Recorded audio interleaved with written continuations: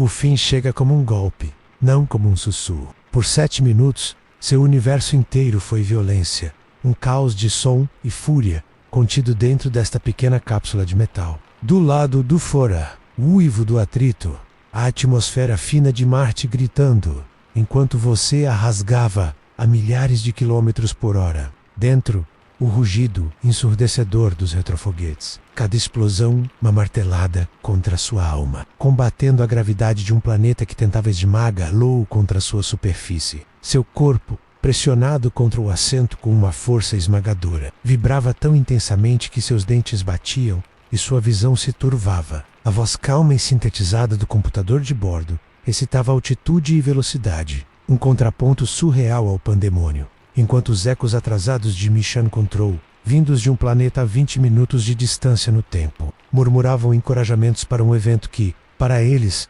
ainda estava no futuro. Então, o silêncio. Não é um silêncio gradual. Ian Court. Em um instante, o rugido dos motores cessa. A vibração para. A pressão em seu peito desaparece. O que resta é um silêncio tão absoluto, tão profundo e tão pesado que ele próprio se torna um som. É o silêncio de um mundo sem vida, de um planeta que não tem pássaros para cantar, nem vento para sussurrar através das árvores, nem o zumbido distante de uma cidade. Em sua vida futura na Terra, você poderia procurar o silêncio em câmaras anecoicas, mas mesmo lá você ouviria o som de seu próprio corpo. Aqui, neste momento, o silêncio é tão perfeito que você pode, pela primeira vez em sua vida, ouvir o som do seu próprio sangue pulsando em seus ouvidos, um ritmo úmido e abafado. Você pode ouvir o martelar frenético de seu próprio coração, um tambor solitário batendo contra a vasta quietude do cosmos. Por um segundo, você não respira. Seu corpo inteiro está tenso,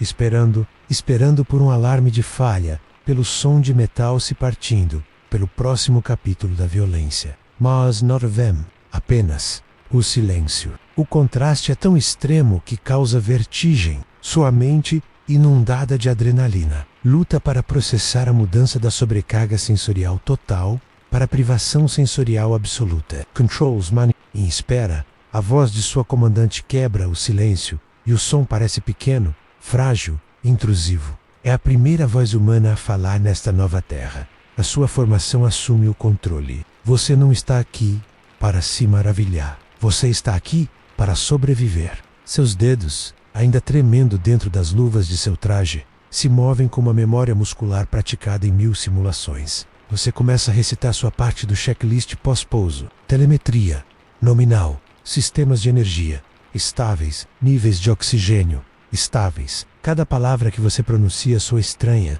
um som oco dentro do seu capacete. É o som de um fantasma falando em uma catedral vazia. O trabalho continua por vários minutos. Cada verificação bem-sucedida, cada luz verde no painel de controle, é um pequeno nó que o amarra mais firmemente à realidade, que o afasta da beira da morte em que você dançou durante a descida. Finalmente, a comandante dá a ordem que seu coração ansiava. Checklist PS. Permissão para liberar os cintos. Com um clique, você solta as amarras que o prendiam ao assento. E então, você sente Mas Freika, Emisu futuro. Você se levantaria de uma cadeira e sentiria o peso familiar e reconfortante do seu corpo sendo puxado para o chão. Aqui, quando você se impulsiona para fora do assento, você não se levanta. Seu movimento é exagerado e você sobe mais do que o esperado. Suas botas batendo suavemente contra o teto acolchoado da cápsula. Por um momento, o pânico retorna menos seus instintos terrestres, gritando que algo está terrivelmente errado com o mundo. Então, você se lembra. 38%. Você está em 38% da gravidade da Terra. Seu corpo pesa menos da metade do que deveria. Com uma estranha falta de graça, você se impulsiona em direção à pequena e espessa janela de quartz, uma das poucas janelas deste veículo. Você se segura em uma alça, seus pés flutuando livremente atrás de você, e olha para fora, e o universo se refaz. Não há palavras em sua língua, nem nenhuma língua da Terra, para descrever a onda de choque emocional que o atinge. Sua mente sabe intelectualmente que você está em Marte, mas seu coração, seu instinto, seu ser mais profundo, só entende agora. Não é uma simulação, não é uma imagem em uma tela. Diante do VOCA, estendendo-se até um horizonte estranhamente próximo e curvo. Há um deserto como nenhum outro. A cor é a primeira coisa que o atinge. Mas não é a cor quente do barro ou do tijolo. É um vermelho frio, enferrujado, a cor do pó e da decadência em uma escala planetária. O chão está coberto de rochas de arestas vivas, espalhadas como se um gigante as tivesse jogado ali. Não há uma única planta, nem um único sinal de vida. O céu não é azul. É um rosa pálido, fino e aquoso, a cor de um crepúsculo doentio que nunca termina. O silêncio do lado de fora da janela é visível. É uma imobilidade perfeita, uma paisagem esculpida pelo vento e pelo tempo, mas presa em um momento de quietude eterna. Você está olhando para o lugar mais solitário do sistema solar. Você levanta a mão e a pressiona contra o vidro frio da janela. Do outro lado daquele vidro, a alguns centímetros de distância, há outro mundo. E você está nele. O terror da aterrissagem se dissipa, substituído por uma sensação de admiração tão avassaladora, tão profunda, que é quase indistinguível do medo. Vocês conseguiram. Vocês estão aqui. O silêncio não é mais o som da morte, é o som do começo. Por um tempo que você não consegue medir, você fica flutuando diante da janela, hipnotizado pelo vazio alienígena. O silêncio dentro da cápsula é quebrado apenas pela respiração, abafada de seus companheiros em seus capacetes e pelos cliques suaves dos sistemas em modo de espera. Mas este silêncio, embora profundo, é o silêncio de uma tumba. A cápsula de pouso é uma concha projetada para uma única e violenta tarefa. Ela não foi feita para sustentar a vida, sua verdadeira casa, sua bolha de sobrevivência para os próximos 2 anos. Está esperando por você, conectada à sua cápsula através de um túnel de acoplamento pressurizado.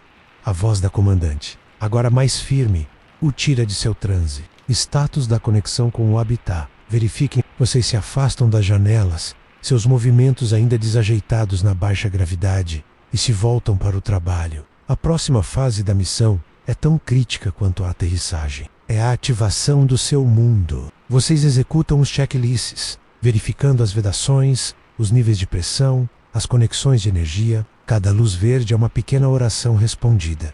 Su futuro. Você ligaria as luzes de uma casa nova com um simples toque de um interruptor. Aqui, acordar sua casa é uma operação complexa e perigosa, onde cada passo deve ser verificado e contra-verificado, pois um único vazamento, uma única falha, significaria uma morte rápida e silenciosa. Finalmente, após quase 1 hora de procedimentos tensos, a comandante dá a ordem final, iniciando a pressurização e o suporte de vida do habitat. Fiquem atentos a qualquer alarme, não há uma grande explosão de som. Começa com um clique, um único e solitário clique de um relé em algum lugar nas paredes do habitat. Um som que viaja através da estrutura metálica. E então, vem um zumbido baixo, elétrico, quase subliminar. É o som dos sistemas de energia despertando, e a partir desse zumbido, a sinfonia da sua existência começa. Um ventilador entra em ação, um som suave de ar começando a se mover. Em seguida, o som de uma bomba, um pulso rítmico e baixo, como um coração mecânico começando a bater. Em seguida, o chiado de válvulas se abrindo e o borbulhar suave de líquidos nos purificadores de ar e nos sistemas de reciclagem de água, que antes era um silêncio de morte, agora é preenchido por um coro de máquinas. É o som que se tornará o pano de fundo de cada momento de sua vida aqui. Em sua vida na Terra, você se acostumou com o som da natureza menos o vento, a chuva, os pássaros. Você aprendeu a ignorar o zumbido de uma geladeira ou o ruído do tráfego. Aqui, o zumbido das máquinas não é um ruído de fundo. É o som da própria vida. É o som de dióxido de carbono sendo transformado em oxigênio, da umidade sendo extraída do ar, da temperatura sendo mantida a um nível habitável, enquanto lá fora ela despenca para 100 graus negativos. Você está ouvindo a sua biosfera artificial respirar, enquanto os sistemas entram em funcionamento. Você sente uma mudança sutil na pressão do ar dentro de sua cápsula, uma sensação em seus tímpanos, à medida que as pressões entre a cápsula e o habitat se igualizam. A voz do computador anuncia: pressurização do habitat estável. Composição da atmosfera. Nominal. Chegou o momento. Permissão para remover os capacetes, diz a comandante. Suas mãos que antes tremiam de adrenalina, agora tremem de uma nova ansiedade. Você alcança as travas de seu capacete. Por meses de treinamento e por toda a viagem, este capacete foi seu mundo. O ar que você respirou foi o ar que você trouxe da terra, um sopro de casa cuidadosamente reciclado. Retirá-lo é um ato de fé. É confiar sua vida inteiramente a esta máquina que vocês acabaram de acordar. Com um chiado de despressurização, você solta as vedações e levanta o capacete sobre sua cabeça. E então, você respira. Você inspira profundamente, e a sensação é a coisa mais estranha que você já experimentou. O ar não é como o ar da terra. O ar da terra tem peso, tem umidade, tem o cheiro de pólen na primavera, de ozônio após uma tempestade, de sal perto do mar. O ar da terra está vivo. Este ar é diferente. É incrivelmente seco, uma secura que parece sugar a umidade de suas narinas e do fundo de sua garganta instantaneamente. E não tem cheiro, não de verdade, não há cheiro de vida. Em vez disso, há um odor sutil, estéril e artificial. Um leve cheiro de metal aquecido dos componentes eletrônicos, um toque de ozônio dos purificadores de ar e o cheiro do próprio plástico e dos compostos reciclados das paredes do habitat. É o cheiro de uma máquina. Você exala e inspira novamente, mais profundamente. Seus pulmões, acostumados com um coquetel de nitrogênio e oxigênio da terra, se sentem estranhos ao processar esta mistura perfeitamente calibrada, mas artificial. É como beber água destilada em vez de água de nascente. Ela sustenta, mas não nutre a alma. Você olha para seus companheiros, seus rostos agora expostos pela primeira vez neste novo mundo. Eles têm a mesma expressão que você deve ter. Uma mistura de alívio, admiração e uma profunda e inegável estranheza.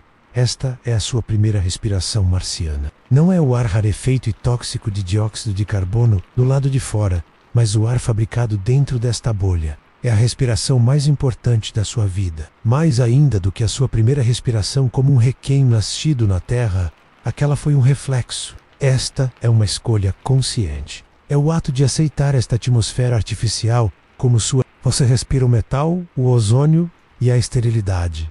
E entende que este cheiro, o cheiro desta máquina, é agora o cheiro de casa. E o zumbido constante que o rodeia não é mais apenas o som do suporte de vida. É o som da sua própria respiração, amplificada para preencher um planeta silencioso.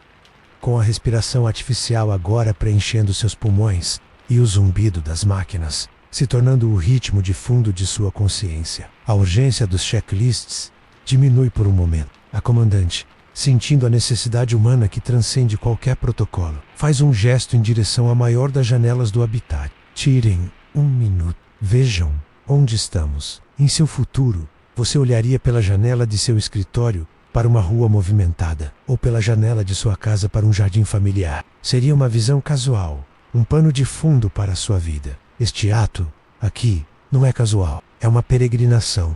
Você se impulsiona suavemente pela baixa gravidade, flutuando em direção à pequena cúpula de observação do habitat. A janela não é uma folha de vidro fina e frágil, é um portal de quartzo fundido, com a espessura de um livro, laminado em múltiplas camadas para resistir à diferença de pressão, à radiação e aos micrometeoritos. Sua superfície interna é fria ao toque, um frio que parece vir do próprio vácuo do outro lado. Você coloca as mãos na parede ao redor dela, se ancora e pressiona o rosto contra o vidro frio. A visão distorcida e limitada da cápsula de pouso se foi. Diante do Voca, pela primeira vez, está a paisagem de Marte em sua glória desolada.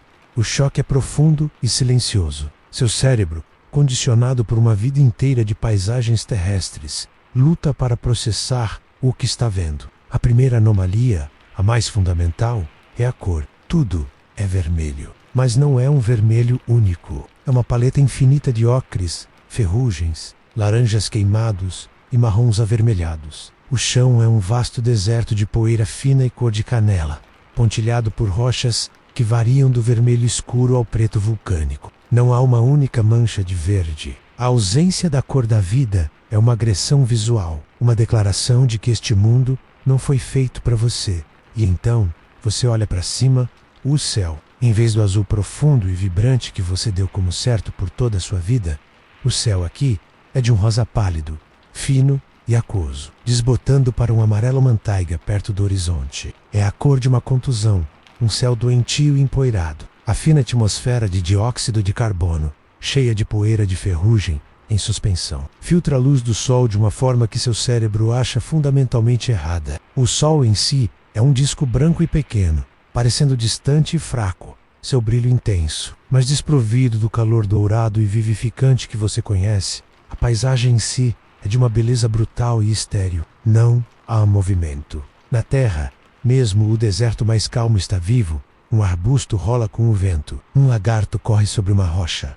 O ar treme com o calor. Aqui, a imobilidade é absoluta. As rochas, com suas arestas afiadas e não erodidas pela água, parecem ter sido colocadas ali ontem, embora estejam no mesmo lugar há milhões de anos. A poeira fina cobre tudo como uma mortalha, suavizando os contornos do terreno. Ao longe, ergue-se a borda suavemente inclinada de uma cratera, uma cicatriz de um impacto cósmico de um passado inimaginavelmente distante. É a paisagem mais antiga que um ser humano já viu. É um museu planetário, e você está olhando para ele de dentro de uma vitrine.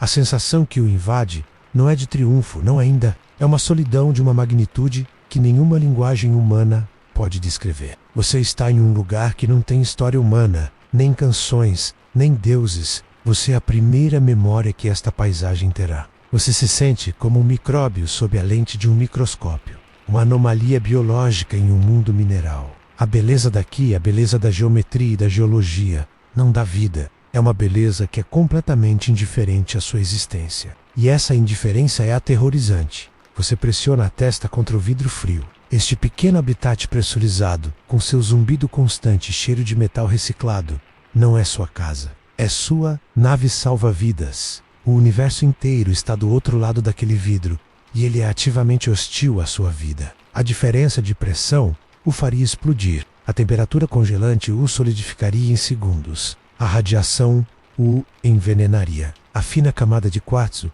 não é uma janela. É o escudo que o separa de uma morte instantânea e certa. Você se afasta da janela. A imagem do deserto vermelho, queimada em sua retina. Você olha para seus companheiros, cada um perdido em seu próprio confronto silencioso com o alienígena. O planeta Marte deixou de ser um destino, um ponto vermelho no céu noturno da Terra.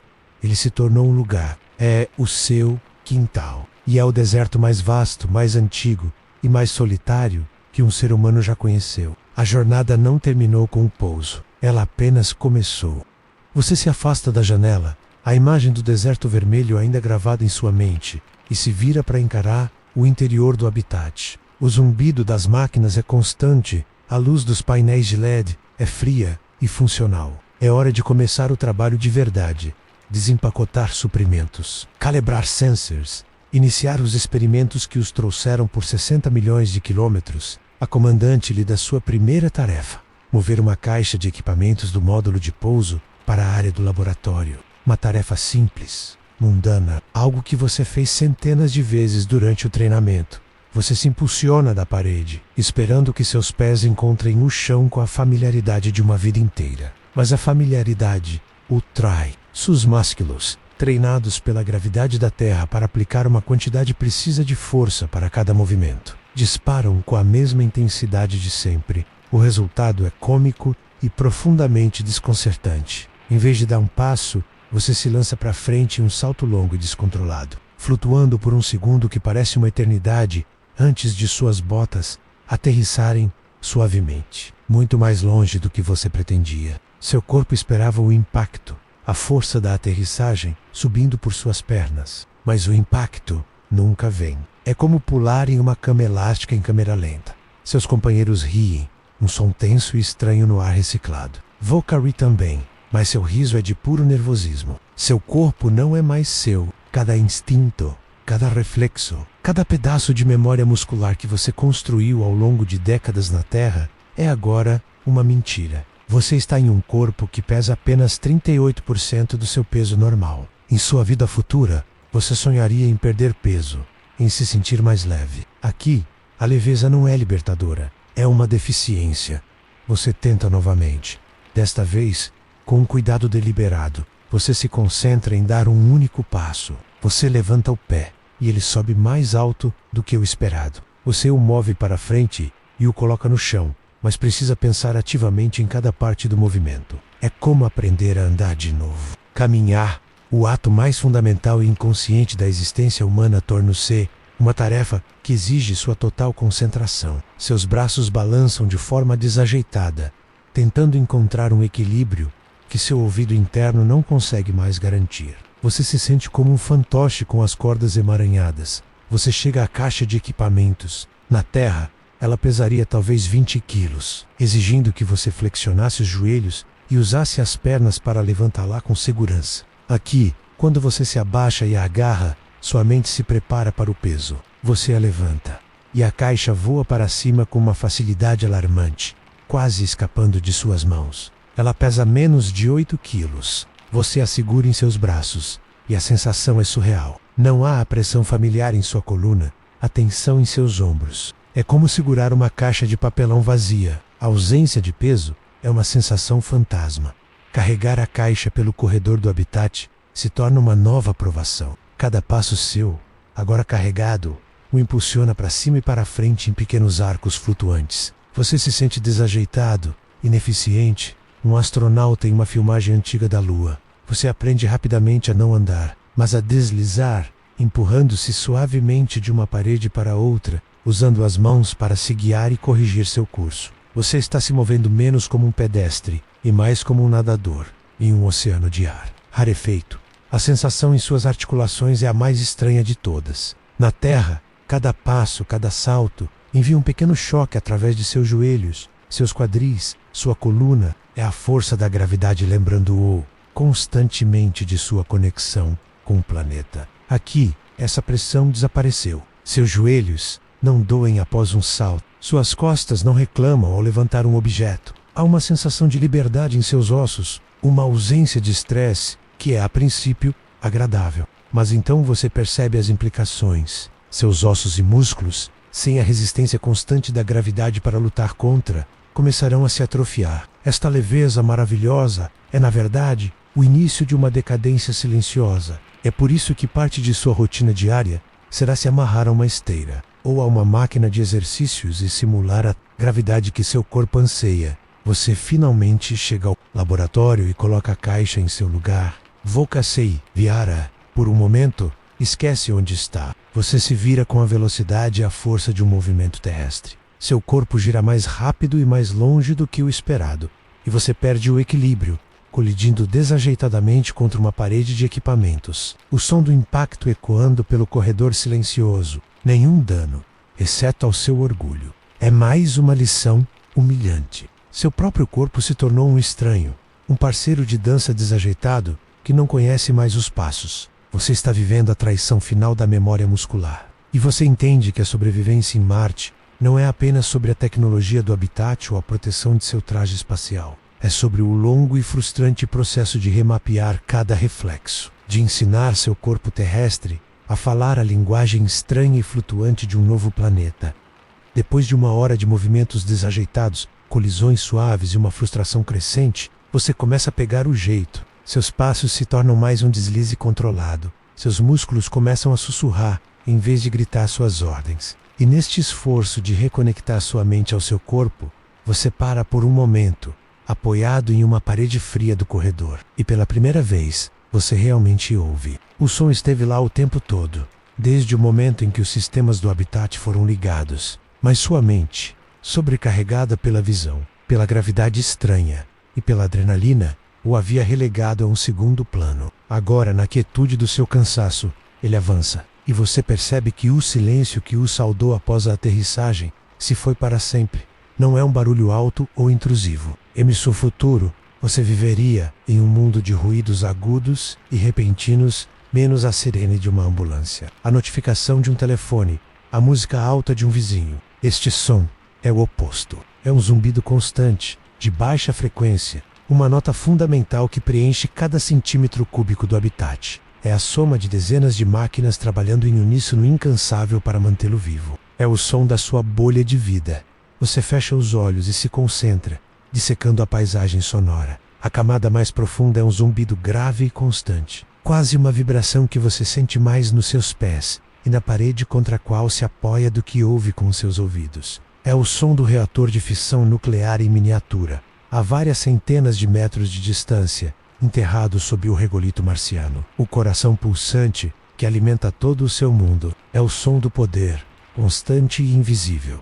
Acima desse zumbido, há o som mais proeminente dos ventiladores. É um suave e perpétuo, o som do ar sendo constantemente circulado, filtrado e reoxigenado. Na Terra, o som do vento era o som da natureza, da liberdade. Aqui, o som do vento artificial é o som do confinamento. O lembrete de que a atmosfera do lado de fora da parede é 95% dióxido de carbono e o mataria em minutos. Este é o som do seu escudo atmosférico. Depois, há os cliques e os pulsos, um clique rítmico e suave de uma válvula no sistema de controle térmico, ajustando-se à medida que a temperatura externa despenca com o pôr do sol. Um pulso baixo e regular de uma bomba de água, movendo o precioso líquido através dos purificadores e de volta para o tanque de armazenamento. Cada clique, cada pulso, é um batimento cardíaco da sua biosfera artificial. Em sua vida na Terra, você nunca pensou no som de um encanamento ou de um sistema de aquecimento. Eram sons mundanos, irritantes. Aqui, esses sons são a prova de que você não morrerá de sede ou congelado. A princípio, o som constante é enlouquecedor. Ele se infiltra em seus pensamentos. Não há para onde fugir dele. Mesmo em seu pequeno beliche com a porta fechada, o zumbido está lá, vibrando através da estrutura do habitat. Você anseia pelo silêncio, pela paz de uma noite no campo na terra, onde os únicos sons eram os dos grilos. Mas assim como seus olhos se acostumaram com a paisagem vermelha, seus ouvidos começam a se adaptar. Seu cérebro começa a fazer o que cérebros fazem. Ele filtra. O zumbido constante deixa de ser uma série de sons individuais e se funde em uma única nota, o som do habitat. Ele se torna o novo silêncio. Então, você percebe a verdadeira natureza deste som. Você aprende a ouvi-lo não como um ruído, mas como uma linguagem. Você aprende que uma ligeira mudança no tom do zumbido do purificador de ar pode significar que um filtro precisa de atenção. Um clique que está fora de sincronia pode indicar um problema em uma válvula. O silêncio não é mais o seu objetivo. O silêncio é o seu maior medo. Se este zumbido parar, se a sinfonia das máquinas silenciar, isso não significará paz. Significará que o suporte de vida falhou. Significará que o ar que você respira não está mais sendo criado. Significará que você tem apenas alguns minutos. Você abre os olhos. O corredor branco e estéril está imóvel. A paisagem vermelha lá fora está parada, mas o ar ao seu redor está vivo com o som da sua sobrevivência. É o zumbido da sua existência, a trilha sonora constante de sua vida a 60 milhões de quilômetros de casa. E você entende que, pelo resto de seu tempo aqui, você nunca mais estará verdadeiramente em silêncio. E você rezará todas as noites para que nunca esteja. Após um primeiro dia de trabalho que foi ao mesmo tempo exaustivo e surreal, a ordem para o período de descanso obrigatório chega. Você se retira para o seu beliche. Não é um quarto, mas um nicho, um casulo de fibra de carbono embutido na parede do habitat, pouco maior que seu próprio corpo. Você puxa uma porta de correr fina e o brilho frio das luzes do corredor é substituído por uma escuridão total e impenetrável. Na Terra, a escuridão da noite raramente é completa. Há a luz da lua, o brilho das estrelas, o brilho distante de uma cidade. Aqui, sua escuridão é fabricada, absoluta. Voca-se dieta, e o zumbido constante do suporte de vida do habitat é seu único companheiro. Uma canção de ninar mecânica. O sono, impulsionado por um cansaço que é tanto físico quanto existencial, o leva rapidamente. O despertar é uma violência. Não há o aumento gradual da luz do sol através de uma cortina, nem o som de pássaros começando a cantar. Não há o cheiro de orvalho ou o aquecimento suave do ar. Em sua vida na Terra, o amanhecer era um processo, uma transição suave da escuridão para a luz, do silêncio para a vida. Seu corpo, por milhões de anos de evolução, foi programado para responder a esses sinais. Aqui não há sinais. O dia marciano, o Sol, é cerca de 40 minutos mais longo que o da Terra. Um descompasso que seu relógio biológico interno não consegue compreender. Para manter a eficiência, Sua vida aqui não é governada pelo Sol de Marte, mas pelo cronômetro implacável de Mission Control. O que o acorda é um som, é um alarme, uma série de bips eletrônicos, suaves mas insistentes, emitidos por um pequeno alto-falante ao lado de sua cabeça. O som é artificial, sem alma, a antítese do canto de um galo. Ele corta a escuridão e o silêncio de seus sonhos com a precisão de um bisturi. Sua primeira reação é de confusão total. Por um momento, você não sabe onde está. Seus instintos gritam que ainda é o meio da noite. A escuridão ao seu redor é tão completa quanto quando você foi dormir. Você abre os olhos para o nada. Na terra, mesmo no quarto mais escuro, seus olhos eventualmente se ajustariam para distinguir as formas dos móveis, o contorno de uma janela. Aqui, não há nada para distinguir. A escuridão é uniforme, sem textura. Um pânico primordial e infantil invade. O medo do escuro, o medo de estar enterrado vivo. Você levanta a mão na frente do rosto e não consegue vê-la. Sua existência é reduzida a uma consciência flutuando em um vácuo. Então, Volcassei lembra Marte. O alarme continua seu chamado implacável. Como medo, você estende a mão na escuridão, seus dedos procurando o painel de controle familiar ao lado de sua cabeça. Você encontra o botão e o pressiona. O alarme cessa, e o silêncio mecânico do habitat retorna, dominado pelo zumbido constante do suporte de vida. O silêncio é tão opressivo quanto o alarme.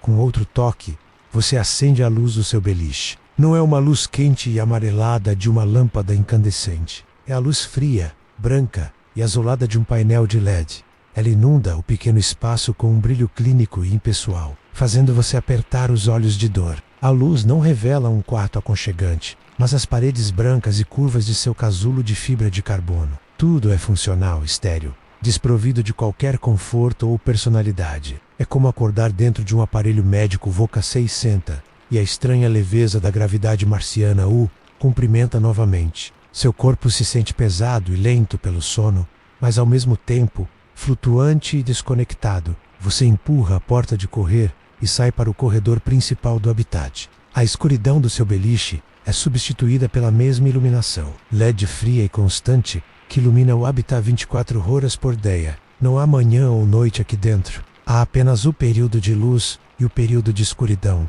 ambos artificiais, ambos controlados por um computador a milhões de quilômetros de distância.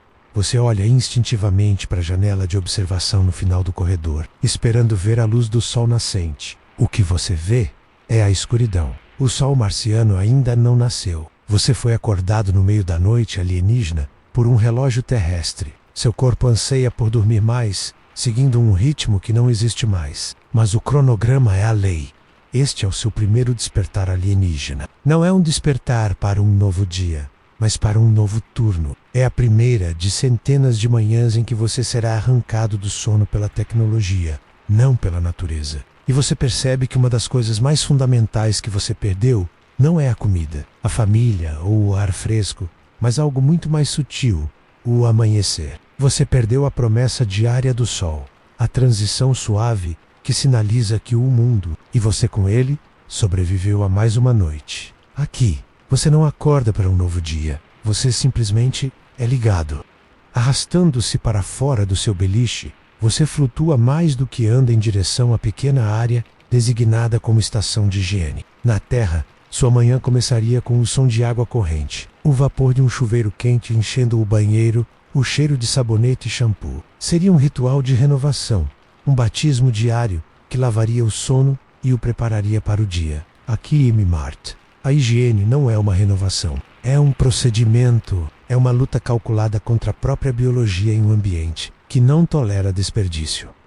A estação de higiene é um pequeno compartimento de polímero branco, com superfícies fáceis de limpar e vários armários de armazenamento. Não há chuveiro. A ideia de dezenas de litros de água quente caindo sobre seu corpo é uma fantasia tão distante quanto a de nadar em um oceano. Cada gota de água no habitat foi transportada da Terra a um custo astronômico, ou é o produto de um processo de reciclagem complexo e energeticamente caro. Usá-la para um banho seria o equivalente a queimar uma pilha de dinheiro por puro prazer. Sua limpeza matinal começa com um pacote selado a vácuo. Você o rasga e retira um lenço umedecido. Eme-se o futuro, você usaria lenços umedecidos para limpar as mãos em um piquenique ou para remover maquiagem. Aqui, ele é o seu banho. O lenço é impregnado com uma solução de limpeza sem enxágue, com um cheiro fraco, clínico e antisséptico. Você começa a se limpar metodicamente, um processo que foi praticado inúmeras vezes em treinamento. Rosto, pescoço, braços, peito. A sensação não é a de limpeza. O lenço remove a camada superficial de suor e óleo da noite, mas deixa para trás uma película levemente pegajosa da solução de limpeza. Você nunca se sente verdadeiramente limpo. Você se sente desinfetado. É a higiene de um objeto em uma sala limpa, não a de um ser humano. Em seguida, a higiene bucal. Você pega um pequeno tubo e espreme uma quantidade do tamanho de uma ervilha de um gel translúcido em sua escova de dentes. Não há pia para cuspir. A pasta de dente foi projetada para ser engolida. Enquanto você escova, o gel produz uma espuma mínima, com um sabor artificial de menta, que é ao mesmo tempo familiar e estranhamente errado. O sabor não é fresco. Após escovar, você engole. O ato é contraintuitivo, algo que você foi ensinado desde a infância a não fazer. Engolir a espuma e o gel é um pequeno ato de violência contra seus instintos, um lembrete de que as regras da biologia terrestre não se aplicam mais. Você passa a língua pelos dentes. Eles se sentem limpos, mas sua boca fica com um retrogosto químico que permanecerá por 1 hora. Banheiro é outro milagre da engenharia e um pesadelo da dignidade. É um dispositivo complexo que usa sucção a ar em vez de água para coletar os resíduos. Cada uso é um procedimento preciso que exige que você se posicione corretamente para garantir uma vedação. Os resíduos sólidos e líquidos não são descartados, são o início de uma jornada. Eles são transportados para o sistema de reciclagem, onde serão processados, purificados e, eventualmente, retornarão ao seu copo como água potável. A urina de hoje é o café de amanhã. É um ciclo de vida perfeitamente eficiente e profundamente perturbador.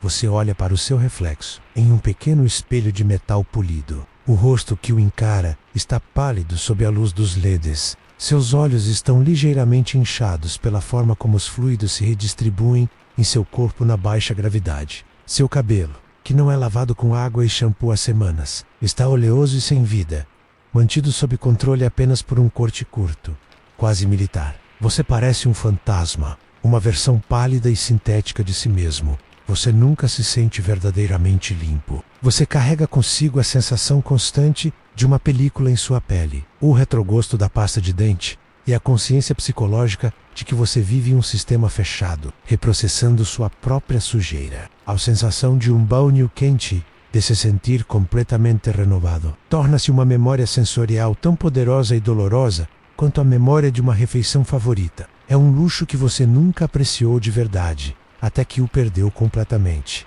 Você termina sua rotina. O processo todo levou menos de 5 minutos e usou 0 litros de água corrente. É uma maravilha da eficiência e da conservação. Mas enquanto você flutua para fora da estação de higiene, você não se sente pronto para o dia. Você se sente como uma máquina que acabou de passar por sua manutenção programada. Você não está limpo. Você está apenas operacional. E em Marte, isso é tudo o que importa. Com a sensação de limpeza artificial em sua pele, uma nova necessidade primordial se afirma: a fome. Você flutua em direção à área da cozinha, ou galeria, como é oficialmente chamada. Não espere o cheiro de café fresco ou de pão torrando. Na Terra, uma cozinha é o coração da casa, um lugar de aromas, calor e alquimia. Aqui, a galeria é mais parecida com um laboratório. Superfícies de aço inoxidável, painéis de controle digitais, e em vez de um fogão, um dispensador de água com bicos para água quente e fria, calibrados para injetar quantidades precisas de líquido. Seu café da manhã não está em uma geladeira ou em uma despensa. Ele está em um armário, organizado em bandejas, dentro de pacotes selados a vácuo. Cada pacote é um envelope de alumínio com uma etiqueta de código de barras e um nome que é uma imitação nostálgica de comida de verdade. Ovos mexidos com bacon, aveia com frutas vermelhas. Os nomes são projetados para lhe dar um conforto psicológico, uma conexão com as manhãs que você deixou para trás. Mas você sabe que o que está dentro não tem nenhuma relação com a comida que sua avó fazia. Você seleciona o pacote de ovos mexidos em suas mãos Ele é leve e faz um som de chocalho, como um saco de pó e pequenas pedras. Esta é a maravilha da liofilização, um processo que congela a comida e depois remove toda a água em uma câmara de vácuo, preservando-a por anos. É uma proeza da engenharia, e o resultado é uma refeição que pesa uma fração do original e não precisa de refrigeração. É também uma refeição que foi despojada de sua alma. O processo de cozinhar é mecânico e preciso. Você insere um bico do dispensador de água na válvula de sentido único do pacote. No painel de controle, você digita o C do código da refeição. A tela exibe ovos mexidos, injetar 150 ml de água quente. Você pressiona o botão. Com um chiado suave, a água quente é injetada no pacote que se infla ligeiramente. Voca O Remove. O pacote está agora quente em suas mãos e você passa o próximo minuto amassando-o, misturando o pó liofilizado com a água, sentindo os pedaços secos se dissolverem em uma pasta. Não há o som de ovos fritando em uma panela, nem o cheiro de bacon. Há apenas o som de suas luvas de leve amassando um saco de alumínio quente. Finalmente, você corta a parte superior do pacote com uma tesoura. O vapor que emerge não carrega o aroma rico e sulfuroso de ovos frescos. É um cheiro fraco, vagamente salgado, com uma nota de fundo que é puramente química, o cheiro de vitaminas e conservantes. Você espreme o conteúdo em uma tigela de metal, uma concessão à civilidade. Muitos simplesmente comem direto do saco. O que sai é uma pasta amarela e homogênea, com pequenos pedaços rosados e texturizados misturados. Não se parece com ovos mexidos, parece com comida de bebê. Você pega seu garfo menos magnético, para que não flutue na baixa gravidade se você o soltar, e leva a primeira garfada à boca. A primeira sensação é a textura, não há a maciez de um ovo mexido de verdade, nem a crocância do bacon. É uma textura uniforme, como a de um purê de batata muito fino, ou de isopor molhado. Os pequenos pedaços de bacon não são crocantes, são ligeiramente mais emborrachados que o resto da pasta. Uma diferença de textura tão sutil que é quase imperceptível. Então, vem o sabor. E a palavra que define o sabor é ausência. Ele tem um gosto que é uma vaga imitação de ovo. Tem um gosto salgado, mas falta-lhe toda a complexidade, toda a riqueza, toda a profundidade de um alimento real. É como olhar para uma fotografia de um banquete em vez de comê-lo. E sob o sabor fantasma de ovo e sal, há o mesmo retrogosto químico que você sentiu na pasta de dente. Um lembrete constante de que sua comida não veio de uma fazenda, mas de um laboratório. Você come em silêncio uma tadkemen. Este ato, que na Terra era uma fonte de prazer, de conforto, de conexão social, aqui, reduzido à sua função mais básica, abastecer. Você está ingerindo os nutrientes, as proteínas e as calorias que o seu corpo precisa para operar esta máquina complexa que é você mesmo. É um procedimento, não uma experiência. Cada garfada é um lembrete do abismo que o separa do mundo biológico e caótico da Terra. Você anseia pela imperfeição de um ovo frito com a gema mole, pela doçura de uma laranja fresca, pela textura crocante de uma folha de alface. Você anseia pela surpresa, pela variedade. Você termina a pasta em sua tigela. Seu estômago está cheio e a sensação de fome desapareceu. Mas você não se sente satisfeito. Você se sente abastecido. Você limpa a tigela com uma espátula, pois cada caloria é preciosa demais para ser desperdiçada. E você entende que este será o seu relacionamento com a comida pelos próximos 2 anos. Um ciclo interminável de pacotes, pós e pastas. Este é o gosto da sobrevivência no século 22 e tem o gosto de perda. A pasta de ovos liofilizados, com seu retrogosto salgado e químico, assenta pesadamente em seu estômago. A comida não o deixou com sede da mesma forma que a carne salgada no navio o deixaria, com uma queimação violenta. Em vez disso, ela o deixou com uma secura profunda e fundamental, um anseio por algo puro para lavar a artificialidade de sua boca. Você se levanta, seus movimentos agora um pouco mais acostumados com a dança da baixa gravidade, e flutua em direção ao mesmo dispensador de onde veio a água quente para sua refeição. Desta vez, você seleciona o bico de água fria. Na Terra, o ato de beber água é o mais simples e natural dos prazeres. Você abriria uma torneira e encheria um copo, beberia de uma fonte, ou abriria uma garrafa de água mineral gelada. A água teria um sabor, um caráter sutil derivado de sua jornada através da terra, das rochas e dos rios. Seria fria, refrescante, um presente direto do vasto e generoso sistema hidrológico do seu planeta natal. Aqui, não há rios, não há chuva, não há nascentes. A água não é um presente da natureza, é um produto manufaturado, e cada gota é infinitamente preciosa. Você posiciona sua caneca de metal sob o bico. Não há o som familiar de água correndo por canos. Há apenas um clique suave e um zumbido baixo, enquanto uma bomba interna mede uma quantidade exata de líquido.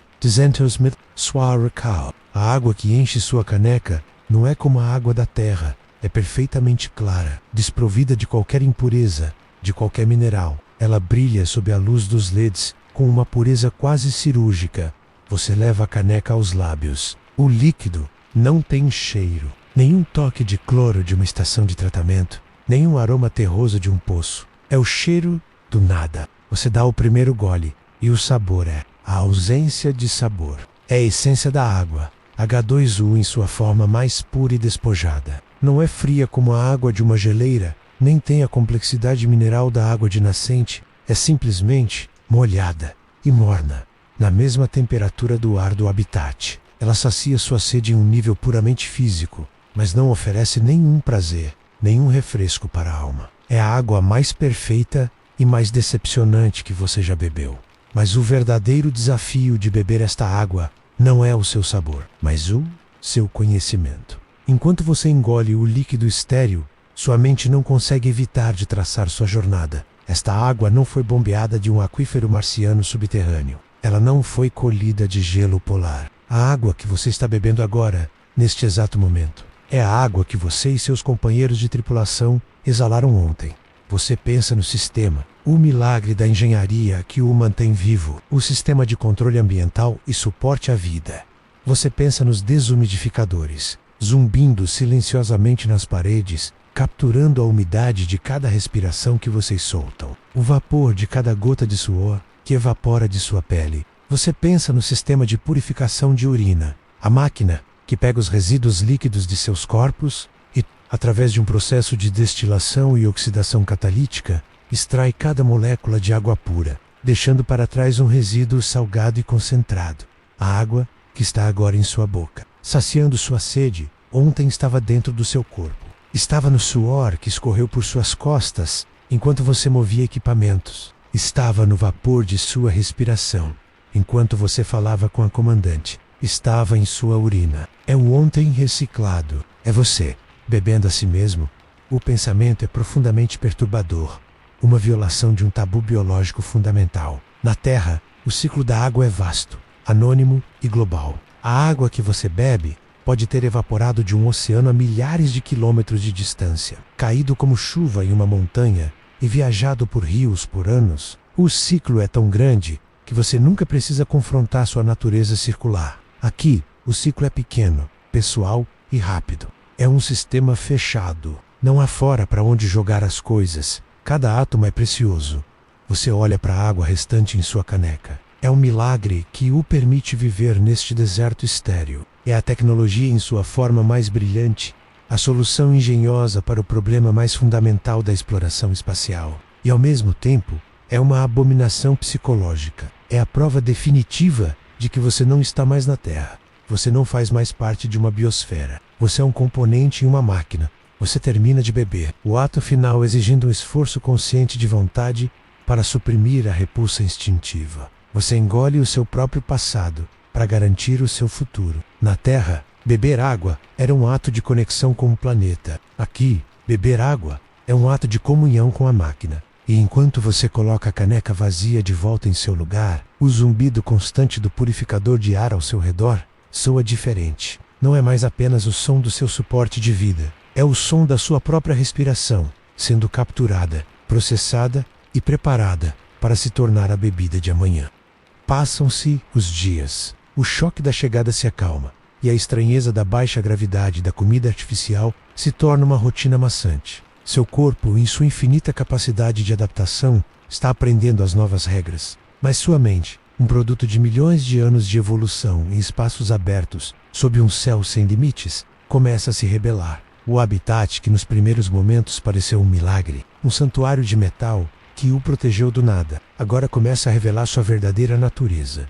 você termina de analisar uma amostra de solo no laboratório e se vira para ir à galeria. A jornada leva 12 passos. 12 passos em um corredor branco e estreito, sob a mesma luz fria de LED, com o mesmo zumbido constante nos ouvidos. Na galeria, você reidrata um pacote de comida, e para ir ao seu beliche, são mais 15 passos na outra direção. Do seu beliche até a cúpula de observação, talvez 20, você percebe, com um calafrio, que já conhece cada centímetro deste lugar. Você já memorizou o padrão dos painéis no chão, o local exato de cada arranhão na parede, o tom específico do zumbido em cada módulo. Seu mundo inteiro, o mapa completo de sua existência, pode ser percorrido de ponta a ponta em menos de um minuto, em sua vida na Terra. Mesmo no menor dos apartamentos, havia o conceito de lá fora. Havia uma porta que levava a uma rua, que levava a um bairro, a uma cidade, a um mundo de espaços infinitos. A sensação de confinamento era sempre temporária, uma condição que podia ser desfeita com um simples ato de girar uma maçaneta. Aqui não há lá fora. Lá fora é um vácuo mortal, um deserto congelado onde seu sangue ferveria. A câmara de descompressão não é uma porta para a liberdade, é a fronteira final. Uma entrada para um inferno que exige uma armadura para ser visitado por breves momentos. A sensação de claustrofobia começa a se instalar, não como um ataque de pânico, mas como uma pressão lenta e constante. As paredes brancas, antes vistas como limpas e eficientes, agora parecem as paredes acolchoadas de um sanatório. Elas parecem estar se aproximando milímetro por milímetro a cada dia. O teto baixo parece estar pressionando sua cabeça. O ar reciclado, que antes era o milagre da sua primeira respiração, agora parece pesado, usado, viciado. Cada respiração é uma reciclagem do mesmo ar que seus companheiros acabaram de exalar. Você começa a sentir uma fome que nenhuma ração de comida pode saciar. A fome por variedade sensorial. Seus olhos anseiam por uma cor que não seja o branco clínico do interior ou o vermelho enferrujado do exterior. Eles anseiam pelo verde de uma folha, pelo azul profundo de um oceano. Seus ouvidos anseiam por um som que não seja o zumbido das máquinas, o som da chuva, de uma voz desconhecida, de música que não seja de seus próprios fones de ouvido. Sua pele anseia pela sensação do vento, do sol quente, do toque da grama. Um desejo primitivo e irracional começa a crescer em você. A necessidade de tomar um ar fresco é um impulso tão fundamental que é quase uma dor física. Você se pega olhando para a porta da câmara de descompressão com uma saudade desesperada, imaginando abrir lá e simplesmente sair. É um pensamento suicida e você o reprime com horror, mas ele continua voltando. Seu corpo, um animal terrestre, não consegue compreender a lógica de que o ar do lado de fora é a morte. Ele apenas sabe que está preso. Você começa a observar como os outros lidam com isso. A comandante tem uma rotina de exercícios físicos brutal, passando 2 horas por dia na esteira, correndo para lugar nenhum, suando e ofegando em uma tentativa de exaurir o corpo para silenciar a mente. O geólogo se perde em seu trabalho, passando horas curvado sobre seu microscópio, seu mundo reduzido a um único grão de areia marciana. Ivalka, você começa a andar. Você caminha o circuito do habitat, do laboratório à galeria, passando pelos beliches, até a cúpula de observação e de volta ao laboratório. Um círculo. De novo e de novo. Seus passos são suaves e flutuantes na baixa gravidade. O som de suas botas no chão de metal, um ritmo solitário contra o zumbido constante. Você não está indo a lugar nenhum. Você está apenas se movendo para combater a imobilidade esmagadora do seu ambiente. Você se tornou um animal em uma jaula, medindo as dimensões de sua prisão. O habitat não é mais seu santuário. Ele se tornou uma extensão do seu corpo e, ao mesmo tempo, sua camisa de força. Suas paredes são o limite de sua pele. Seu sistema de suporte de vida é seu sistema respiratório externo. Você não está vivendo no habitat. Você é um órgão dentro dele. E como um órgão, você não pode sair. A sensação de segurança se inverte, transformando-se em uma sensação de aprisionamento. E você percebe, com uma clareza aterrorizante, que a parte mais difícil de sobreviver em Marte não será consertar as máquinas ou enfrentar a radiação. Será sobreviver à sua própria mente, trancada nesta pequena e zumbinante caixa de metal, a milhões de quilômetros de qualquer lugar que você já chamou de lar. Enquanto você completa mais uma volta em seu circuito autoimposto pelo habitat, sentindo as paredes de metal como os limites de sua sanidade, um som suave e melódico, diferente do zumbido constante das máquinas, ecoa pelo corredor. É o alarme de sua agenda digital, um lembrete de que é hora de uma das tarefas mais importantes e mais temidas de sua rotina: a verificação dos sistemas de suporte à vida. Em sua vida na Terra, um alarme em seu telefone poderia lembrá-lo de uma reunião ou de tirar o lixo. Aqui, ele o lembra de realizar o ritual que o impede de morrer. O pânico silencioso da claustrofobia recua, substituído por um tipo diferente de ansiedade, mais focada e profissional. A deriva de seus pensamentos é perigosa. O foco exigido por esta tarefa é sua salvação. Você flutua em direção ao módulo de comando, o cérebro do habitat. É a sala mais impressionante e mais intimidante da sua casa. Uma parede inteira é uma tela de alta resolução, brilhando com diagramas esquemáticos do habitat, gráficos de tendência e colunas intermináveis de números e status. A maioria deles está em verde, uma cor que você aprendeu a amar com uma devoção religiosa. Você se senta na cadeira do operador, prendendo-se com um cinto para não flutuar, e ativa seu tablet pessoal. Nele está o checklist. Não é uma lista de tarefas, mas uma litania. Um roteiro sagrado que é seguido várias vezes por dia, por cada membro da tripulação em seu turno. Verificação de sistemas de suporte à vida -Sol 3. A lista de itens parece infinita. O ritual começa. É uma dança metódica entre seu tablet e a tela principal. Sua voz, calma e nivelada como treinado, quebra o silêncio mecânico. Item 101. Nível de oxigênio no módulo de habitação. Você olha para o tablet, depois para a grande tela, encontrando a caixa de dados correspondente. Um número brilha em verde, 209%. Você compara com os parâmetros aceitáveis listados em seu tablet. Parâmetros: 208 a 210%. Você fala para o ar, para o gravador de registro da missão. 20,9% nominal verificado. Você toca em uma caixa de seleção em seu tablet e ela se torna verde. Próximo item. Item 102. Nível de dióxido de carbono. Você encontra o número 0,04% nominal verificado. Proximal item. Item 103.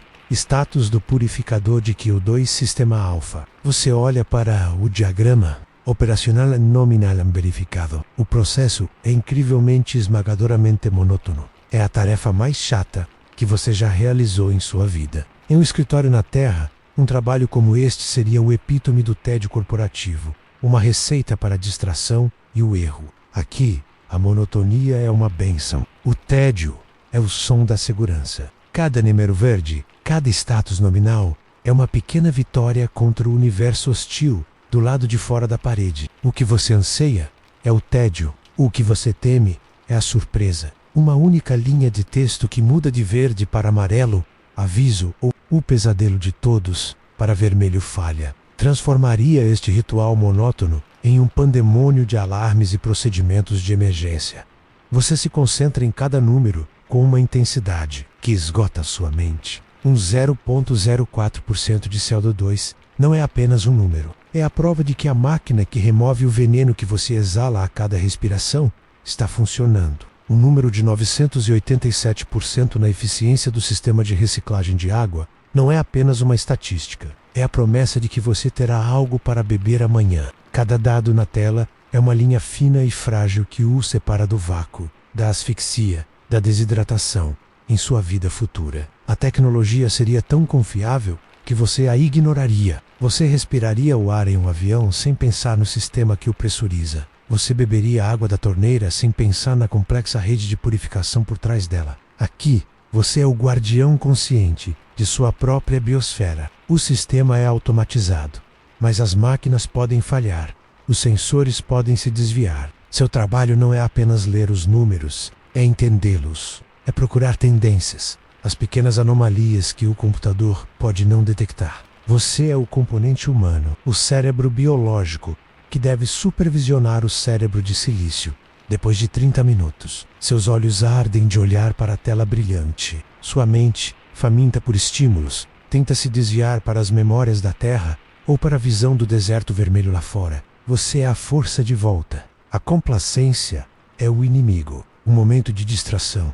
Um item marcado como verificado sem a devida atenção pode não ser notado por horas. E em Marte, Horas podem ser uma eternidade. Finalmente, você chega ao último item. Verificação completa. Você insere sua senha e o registro é selado e transmitido no próximo ciclo de comunicação para a Terra, onde analistas o examinarão 20 minutos no futuro. Você se solta da cadeira, sentindo a tensão em seus ombros se dissipar. Por mais uma hora, a máquina que o mantém vivo foi certificada como saudável. A claustrofobia, a solidão, a saudade, tudo isso recua diante da tarefa cumprida. Este ritual infinito não é apenas sobre a manutenção da máquina, é sobre a manutenção da sua própria mente. Ele lhe dá propósito, estrutura e o mais importante, uma sensação de controle sobre um destino que de outra forma pareceria desesperadoramente frágil. Você se afasta da janela, o fantasma azul da Terra ainda queimando em sua retina, e retorna para o coração do habitat. A visão não o encheu de desespero, mas de uma saudade tão profunda e avassaladora que se torna uma necessidade física, uma fome que nenhuma comida liofilizada pode saciar. É o seu dia designado para a comunicação familiar. Na Terra, isso significaria uma chamada de vídeo instantânea, uma conversa em tempo real, onde risadas e interrupções formam o tecido da conexão. Aqui, a comunicação é um ato deliberado, agendado e assustadoramente unilateral. Você se dirige a uma pequena alcova, a estação de comunicação. É o lugar mais privado do habitat, se é que a privacidade existe aqui. É pouco mais que um assento em frente a uma tela e uma câmera de alta definição. Volca 600 e o zumbido geral do habitat parece recuar um pouco, substituído pelo silêncio eletrônico da conexão iminente com outro mundo. Você inicia o programa. O rosto de sua família menos seu parceiro, seus pais, seus filhos, menos aparece na tela, congelado em uma fotografia sorridente que serve como sua tela de espera. A imagem é de uma vida que continua sem você, um banquete ao qual você não pode mais se sentar. Você pressiona o botão gravar. Uma pequena luz vermelha se acende. Agora você está ao vivo, mas apenas para si mesmo. Você tem 5 minutos. 5 minutos para resumir sua nova existência para Tranquilizer, para Say Connector, para fingir que está tudo bem. Em sua vida futura, você enviaria mensagens de texto triviais, memes, fotos de seu almoço. Aqui, cada segundo é precioso. Cada palavra deve ser pesada.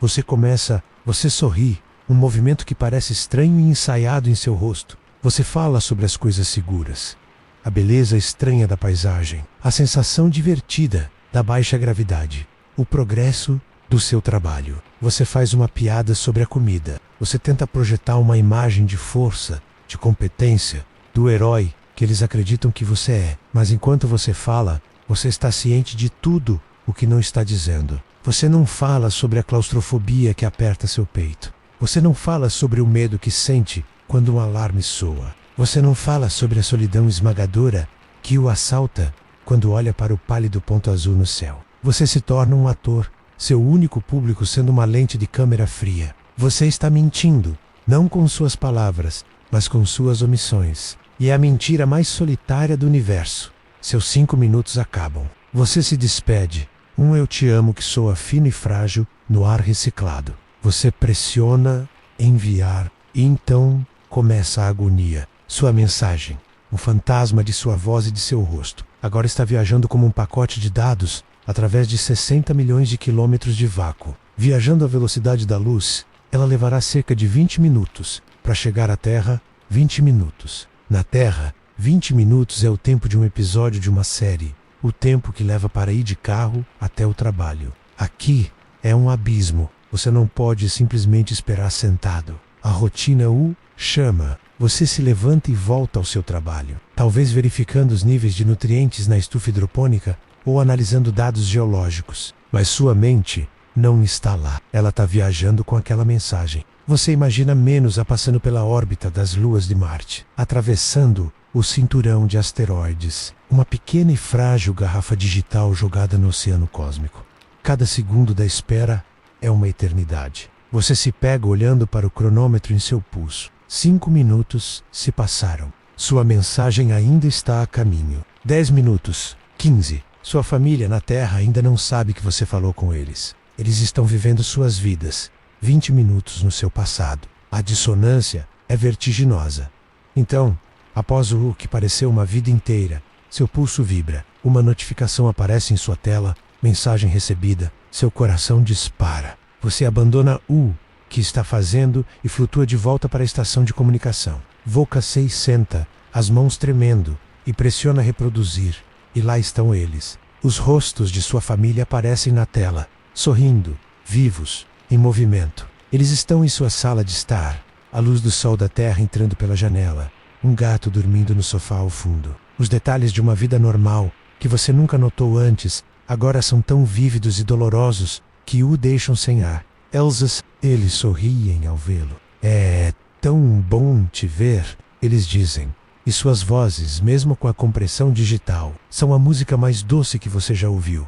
Eles reagem à sua mensagem. Eles riem da sua piada sobre a comida. Eles fazem perguntas. Como é realmente a sensação de flutuar? A paisagem é tão vermelha quanto nas fotos? Eles lhe contam sobre o dia deles, sobre coisas pequenas e maravilhosas. Uma boa nota na escola, um novo projeto no trabalho, uma fofoca sobre um vizinho. Mas você não pode responder. Você está assistindo a uma gravação de pessoas reagindo a uma gravação de você. Eles estão falando com um fantasma. O fantasma de você de 20 minutos atrás. As perguntas deles pairam no ar, sem resposta. Você quer gritar para a tela, responder, participar da conversa, mas você é apenas um espectador. Não é um diálogo. Ian Eco. Um diálogo com o passado. A mensagem deles termina, também com um eu te amo. A tela fica preta. E o silêncio que se segue é mais profundo e mais solitário do que o silêncio do espaço. Você acabou de passar 5 minutos com as pessoas que mais ama no universo. E você nunca se sentiu tão longe. A comunicação, projetada para conectá-lo, apenas serviu para sublinhar a vastidão intransponível do abismo que os separa deles. Você é um eco em suas vidas, e eles são um fantasma na sua.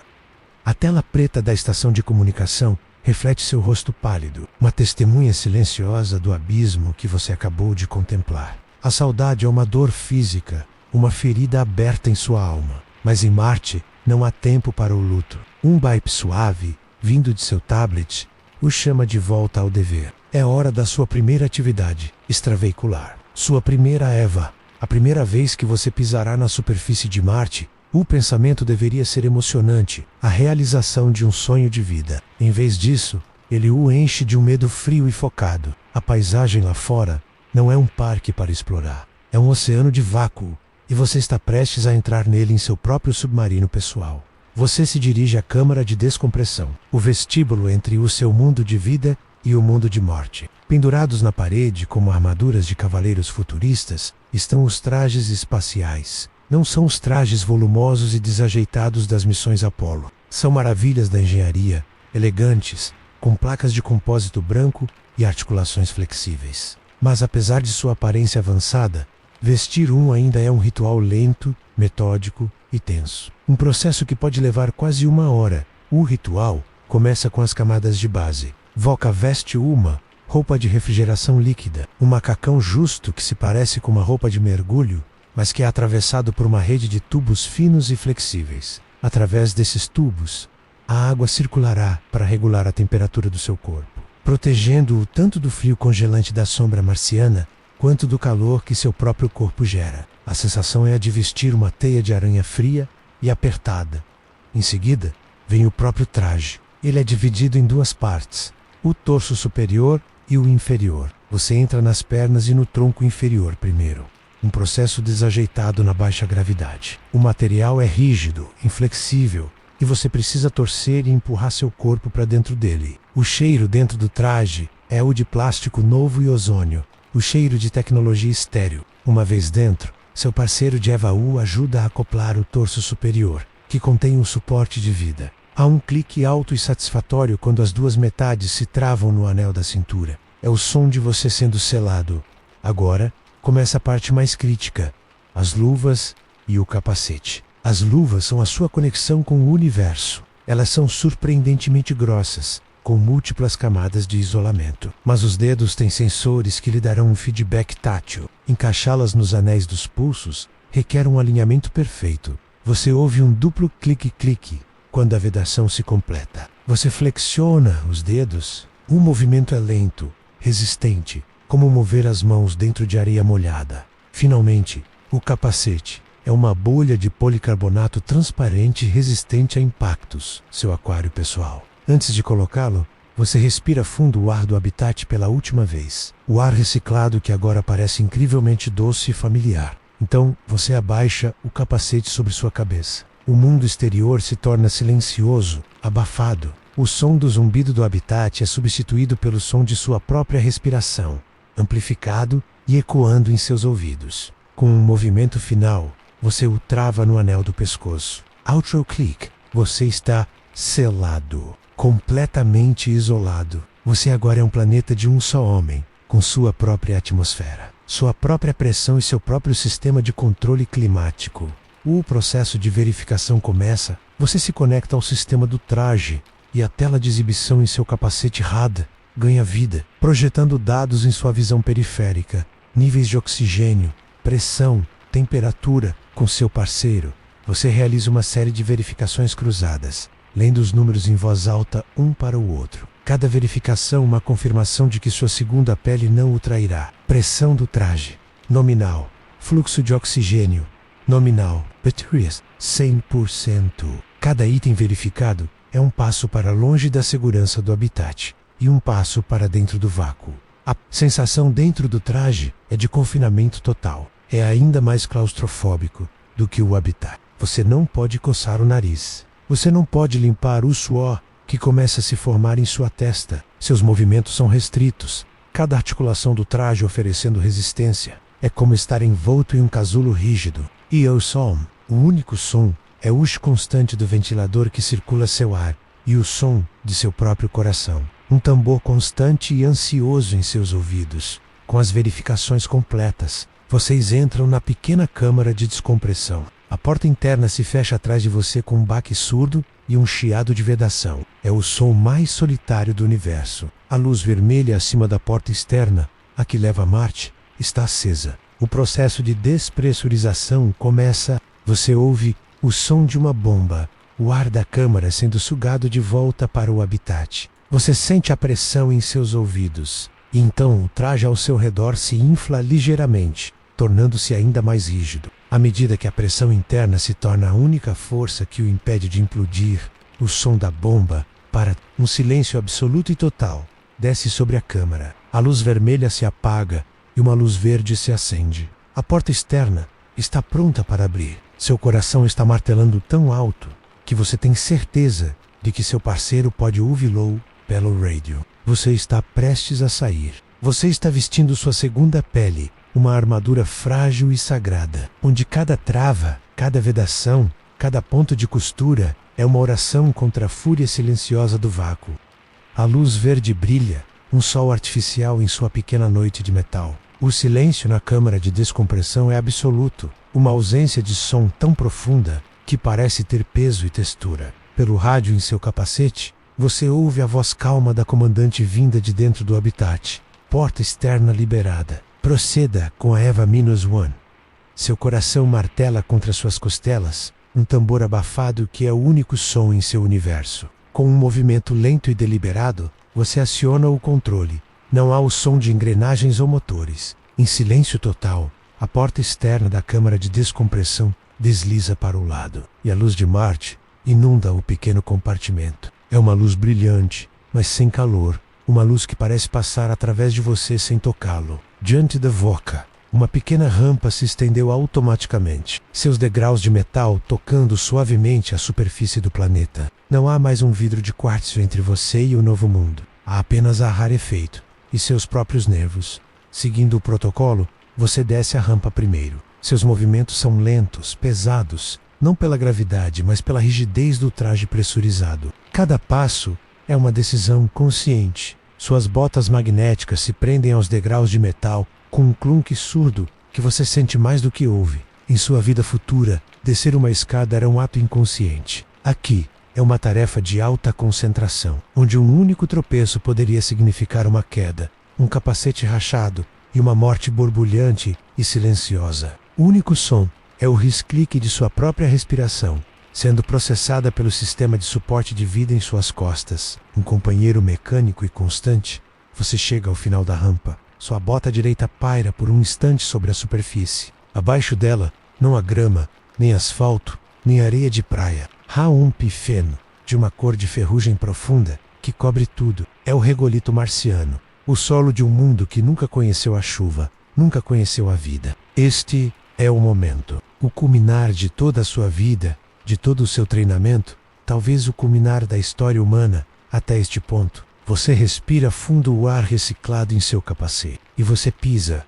Não há um baque surdo. A sensação que viaja através da sola de sua bota é a de um croque suave e abafado. O pó fino e seco cede sob seu peso, como neve fresca ou cinzas vulcânicas. Você sente o solo se compactar sob sua bota. Você coloca seu peso sobre a perna. Volca est deep. Você está de pé no solo de Marte. Você levanta o pé para dar o próximo passo e olha para baixo. Na poeira vermelha, perfeitamente preservada no ar fino e sem vento, está a impressão.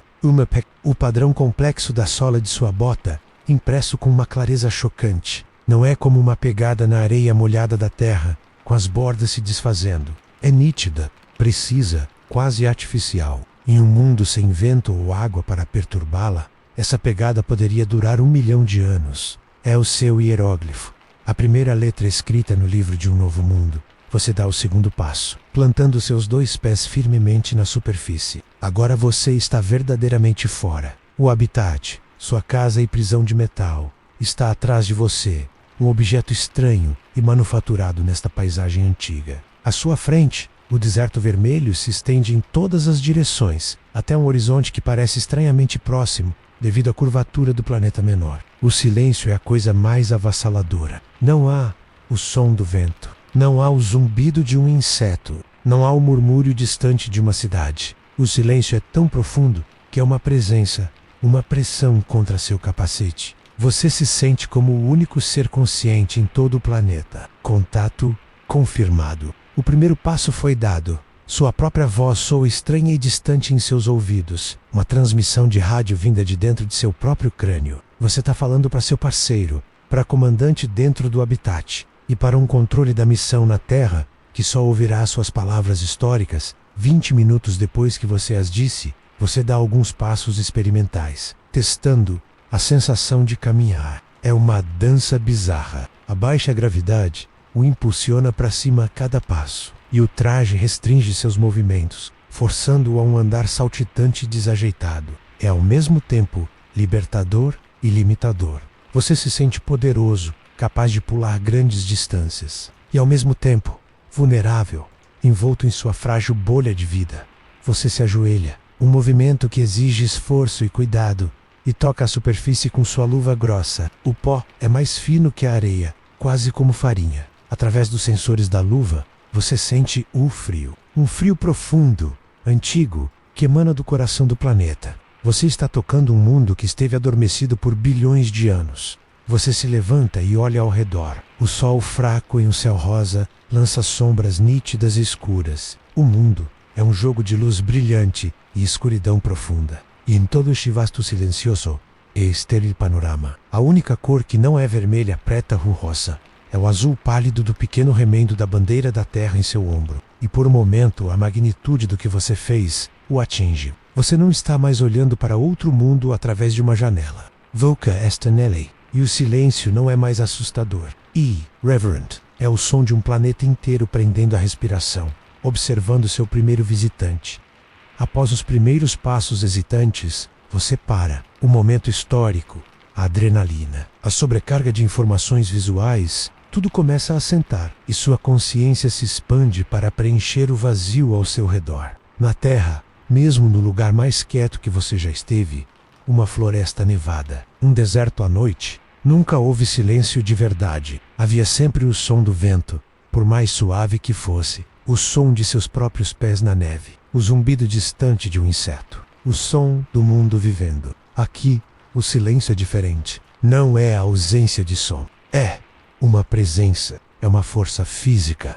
Uma pressão constante contra o seu capacete. Seu primeiro instinto é testá-lo. Você se ajoelha novamente, um movimento lento e deliberado em seu traje rígido, e pega uma pequena rocha de arestas vivas. A sensação da rocha é transmitida a você como uma vibração através das camadas de sua luva. Você a levanta. Na Terra, você poderia bater duas pedras juntas e produzir um estalo agudo. Aqui, você bate a rocha que pegou contra uma maior, firmemente plantada no chão. Você sente o impacto em seu braço, um choque surdo que sobe até o seu ombro, mas não há som nenhum. O ato é tão fundamentalmente errado para o seu cérebro terrestre que, por um momento, você se pergunta se ficou surdo.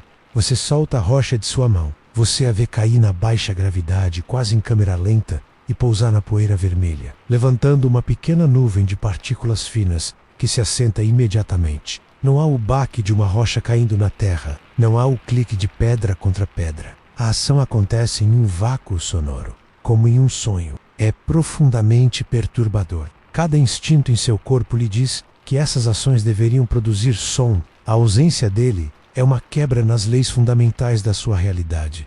Privado de qualquer som externo, sua audição se volta para dentro. E é aqui que você descobre a verdadeira sinfonia de Marte. Não é uma sinfonia do planeta, mas a sua. O som mais alto e mais constante é o da sua própria respiração. É um ritmo de duas partes, a trilha sonora da sua vida. Primeiro, ao agasse suave e constante do oxigênio sendo alimentado em seu capacete, um som limpo e tranquilizador. E então, quando você exala, há o clique de uma válvula e o zumbido baixo do purificador de dióxido de carbono em suas costas. A máquina que esfrega o veneno de sua própria respiração e o torna seguro para respirar novamente. Inspira, expira, clique zumbido, é o metrônomo da sua existência. Um ritmo mecânico que o separa da morte a cada ciclo, sob o som da sua respiração. Há outro ritmo, mais profundo e mais primordial. Quando você se move, ou quando a adrenalina do momento aumenta, você pode ouvi-lo. É o baque surdo e poderoso de seu próprio coração. Em seu capacete, o som é transmitido através dos ossos de seu crânio.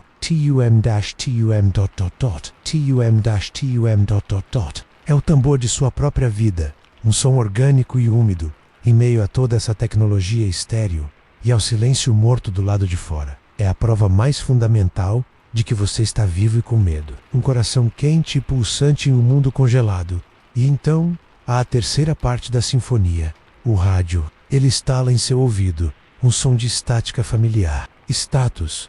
Eva 1. A voz de sua comandante soa ao mesmo tempo incrivelmente próxima, bem dentro de sua cabeça e a milhões de quilômetros de distância. Status é verde, comandante. Estou de pé, você responde. E sua própria voz soa estranha, um som desencarnado que não parece vir de sua própria boca, mas do alto-falante em seu ouvido. O rádio é sua única conexão com outra consciência. Uma linha tênue de vozes em um oceano de silêncio Eixe. É sem qui, clique zumbido, tum-tom, estalo. É a sua sinfonia, a sinfonia do silêncio. Você está completamente e totalmente sozinho com as máquinas e os fluidos que o mantêm vivo. Na Terra, você poderia se distrair do seu próprio interior com os sons do mundo. Aqui, não há distrações. Você é forçado a uma intimidade desconfortável consigo mesmo. Cada respiração, cada batimento cardíaco se torna um evento. Você recebe sua primeira tarefa, implantar o pacote de sensores meteorológicos. Você se move pela paisagem, seus pés fazendo um croque silencioso no pó. Você desajeitadamente abre o container de equipamentos. O som do metal raspando em metal é sentido como uma vibração em suas luvas, mas não produz nenhum som no ar. É como ser o único membro da plateia, em um teatro onde os atores estão todos fazendo mímica. Volca trabalha, e o único som é o aumento do ritmo de sua própria respiração. O clique zumbido acelerando com seu esforço. Você percebe que o som da sua respiração se tornou a sua medida de esforço, de ansiedade, de vida. O trabalho termina. Você se endireita e olha para o horizonte. O silêncio retorna à sua magnitude total. E você entende. O som da Terra é o som da vida, da interação, do caos. O som de Marte é o som de um único ser vivo, envolto em tecnologia, ouvindo a si mesmo respirar. Você é a única música neste planeta. E nunca se sentiu tão sozinho. Você está de pé no silêncio vermelho, o ritmo de sua respiração e dos batimentos cardíacos sendo a sua única companhia. A tarefa de implantar os sensores está concluída. Por um momento, não há nada a fazer a não ser existir.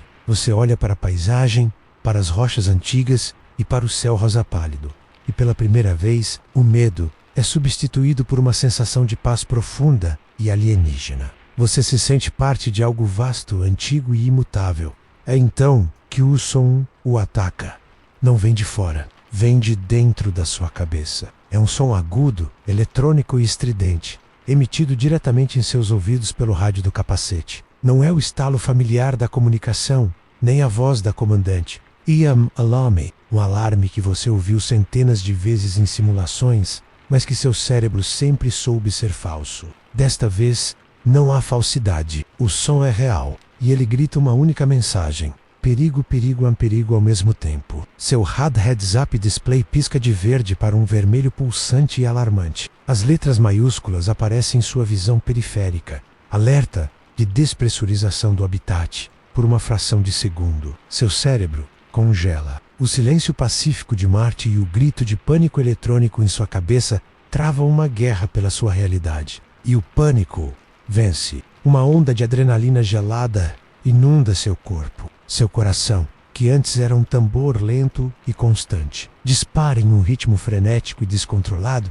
seu som agora um trovão em seus ouvidos. A respiração que você controlava com calma agora sai em arquejos curtos e rápidos, embaçando o interior de seu visor. O universo, que era vasto e reverente, encolhe para as dimensões de seu capacete. EVA 1, EVA 2, retornem ao habitat. Repito, retornem ao habitat imediatamente. Isto não é um exercício. A voz da comandante corta o som do alarme. Sua calma tensa e forçada, apenas servindo para amplificar o terror.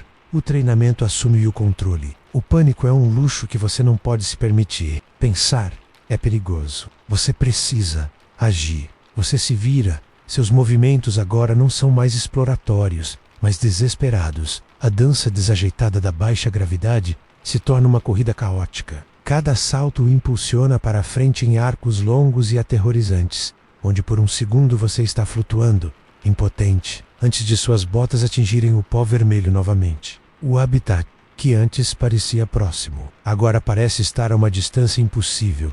Você alcança a rampa da câmara de descompressão. Seu parceiro logo atrás de você. Vocês não esperam pela ordem. O protocolo está gravado em sua alma. Vocês entram na pequena câmara e seu parceiro aciona o controle para fechar a porta externa. O silêncio do lado de fora é substituído pelo som de sua própria respiração ofegante, ecoando no pequeno espaço de metal. A porta se fecha, selando-os. O processo de repressurização começa. Você ouve o chiado do ar sendo bombeado para dentro da câmara. É o som mais doce e mais aterrorizante que você já ouviu. Leva uma eternidade. 30 segundos. A luz verde se acende, a porta interna se abre, e o som o atinge como uma parede. Dentro do habitat, o alarme não é um bip em seu ouvido. É um grito estridente físico que reverbera através do ar, através do chão, através de seus ossos. É um som projetado para ser impossível de ignorar. Um som que sinaliza o fim do mundo.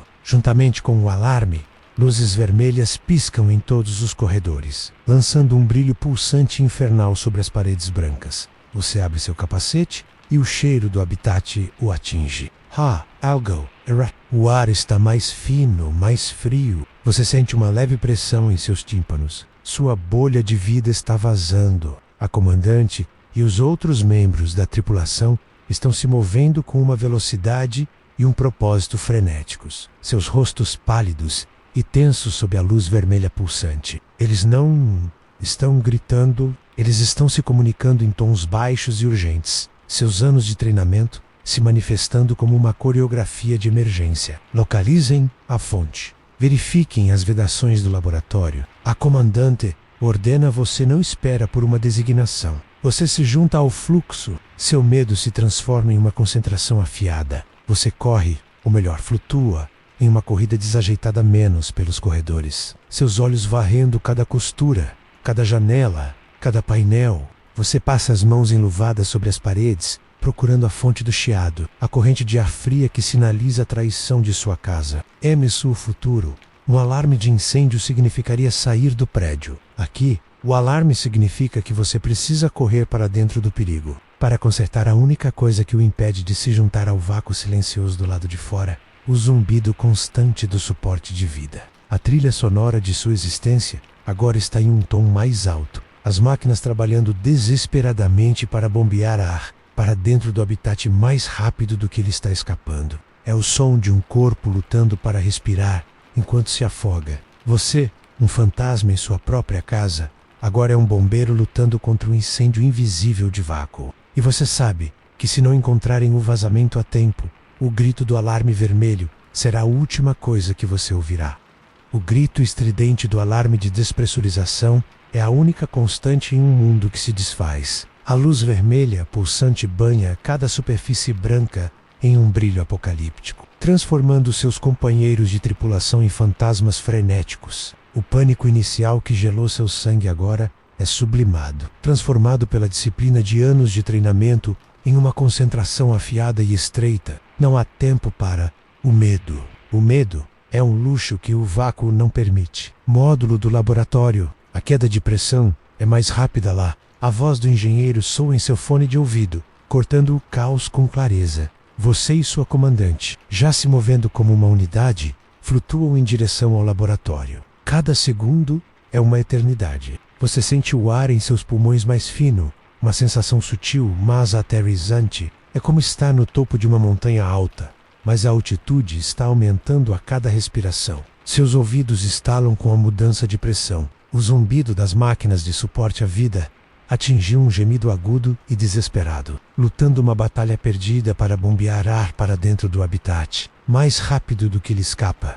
Vocês chegam à porta do laboratório. Ao lado dela, um painel de controle de emergência pisca em vermelho. A comandante não hesita, isolando o módulo do laboratório. Preparem-se. Ela bate em uma série de comandos na tela, com um som pesado e um chiado pneumático que parece final. Uma porta de titânio de emergência desliza para fora da parede, selando o corredor. O grito do alarme principal cessa, substituído por um silêncio comparativo que é quase tão ensurdecedor. O zumbido do suporte de vida diminui para seu ritmo normal. Vocês contiveram a hemorragia. O resto do habitat está seguro, por enquanto. Mas do outro lado daquela porta, um de seus companheiros, o geólogo, está preso. Status do laboratório? A comandante pergunta, sua voz tensa, pressão caindo. 50 Cape, 40, traje do geólogo intacto. Ele está no rádio, sem ferimentos, responde o engenheiro. Uma onda de alívio o atinge. Ele está em seu traje. Ele está vivo. Agora, o trabalho começa. Em sua vida futura, um vazamento em casa significaria chamar um encanador. Aqui, vocês são os encanadores, os engenheiros, a equipe de resgate. Vocês se reúnem ao redor do painel de controle.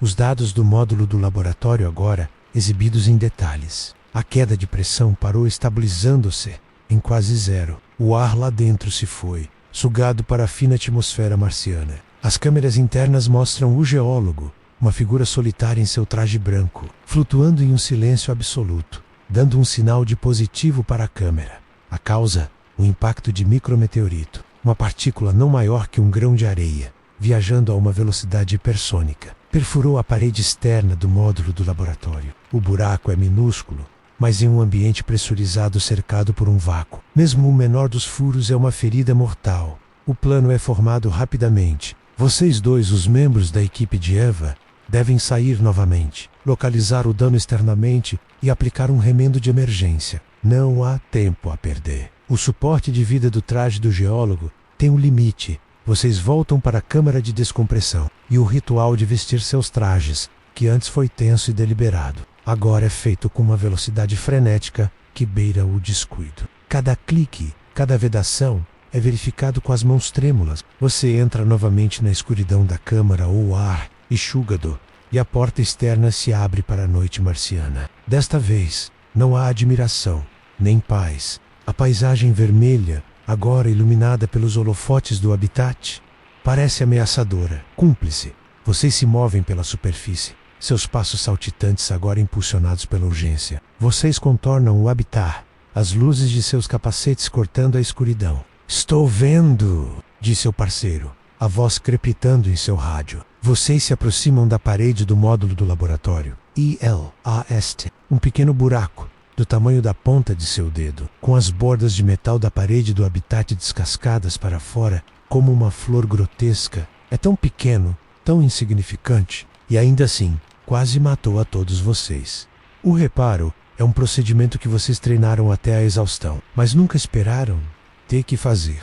É um balé de movimentos lentos e cuidadosos em seus trajes rígidos. Seu parceiro limpa a área ao redor do buraco com uma ferramenta abrasiva, preparando a superfície. Sua tarefa é preparar o remendo. É um disco de um polímero autovedante, coberto por um adesivo que é ativado quimicamente. Você remove o remendo de seu container. Em suas luvas grossas, o trabalho é delicado e frustrante. Você remove a película protetora do adesivo. O tempo é crítico. Uma vez exposto ao vácuo, o adesivo começa a curar. Você o entrega ao seu parceiro. Com uma precisão que parece impossível para um homem em uma armadura pressurizada, ele o posiciona sobre o buraco. Ele pressiona com firmeza, usando uma ferramenta para garantir uma vedação perfeita por minuto. Vocês dois ficam ali, em silêncio, apenas com o som de suas próprias respirações. Suas mãos pressionando o pequeno remendo contra a parede do seu mundo. É um gesto quase infantil, como tapar um buraco em um dique com o dedo. Mas neste gesto reside toda a sua ciência, toda a sua engenharia, toda a sua esperança. Remendo aplicado, você relata. A resposta da comandante é imediata. Antoine, começando a repressurização lenta do módulo do laboratório. Fiquem em posição e monitorem. Dentro do seu capacete, você observa os números em seu RAD, que agora exibem a telemetria do laboratório. A pressão, que estava em 0, começa a subir. 1 kPa, 2,5. É o processo mais lento e mais tenso de sua vida. Cada segundo é uma eternidade. A qualquer momento, o remendo pode falhar. A qualquer momento, o chiado do ar escapando pode recomeçar. 10 kPa, 20. A subida continua, estável. O remendo está segurando 50, 70, 100. Pressão nominal alcançada e estável. A voz do engenheiro soa em seu rádio. E pela primeira vez, há um tremor de alívio em sua voz. O alarme dentro do habitat finalmente se cala. O silêncio que se segue é o som mais bonito que você já ouviu. Vocês conseguiram. Com um pequeno disco de polímero e fita adesiva de alta tecnologia, vocês consertaram o seu mundo. Vocês se entreolham, dois cavaleiros solitários no deserto vermelho, e trocam um aceno de cabeça lento e exausto. A fragilidade de sua existência nunca foi tão clara. Vocês vivem dentro de uma bolha, uma fina camada de metal e tecnologia, e a qualquer momento o universo pode estender um dedo e tentar estourá-la. Mas hoje, vocês o remendaram. Vocês retornam ao habitat, selando a câmara de descompressão atrás de si. O ato de remover o traje espacial é o oposto do ritual tenso de vesti-lo. Seus movimentos são lentos, pesados, não pela rigidez do traje, mas por uma exaustão que parece ter se instalado em seus ossos. Ao remover o capacete, o ar do habitat o saúda. O zumbido familiar dos sistemas de suporte à vida não é mais um som de confinamento. É a canção de ninar mais doce que você já ouviu. É o som de uma pressão estável. É o som da vida.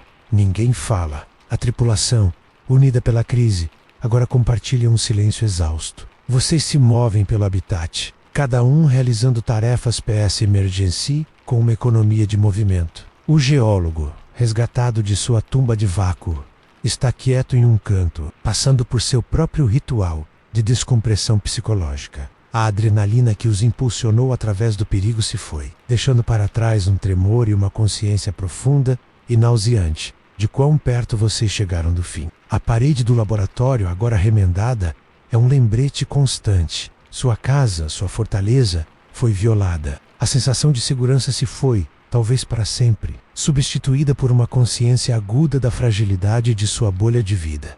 Você não consegue ficar parado. A necessidade de se mover o consome, mas você não anda em seu circuito habitual.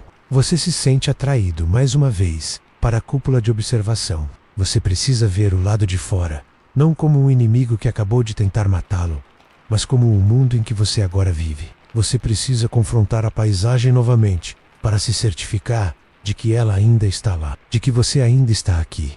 Você chega à janela de quartzo e olha para fora, e o que você vê o faz parar. O dia está terminando. O pequeno e distante sol branco está se aproximando do horizonte. Na Terra, este seria o momento da hora dourada, quando a luz se torna quente, suave e laranja, pintando a paisagem com cores ricas e nostálgicas. Aqui, o espetáculo é de uma natureza totalmente diferente, uma beleza invertida e alienígena, o céu marciano, que durante o dia é de um rosa pálido ou de uma cor de caramelo, começa a mudar. À medida que o sol desce, o céu ao redor dele não se torna vermelho ou laranja. Ele começa a brilhar com uma luz azul, um azul etéreo, pálido, quase fantasmagórico. A poeira fina de ferrugem na atmosfera, que espalha a luz vermelha por todo o céu durante o dia, agora age de forma diferente, permitindo que a luz azul, de comprimento de onda mais curto, domine diretamente na direção do sol. O resultado é um espetáculo que desafia cada pôr do sol que você já viu.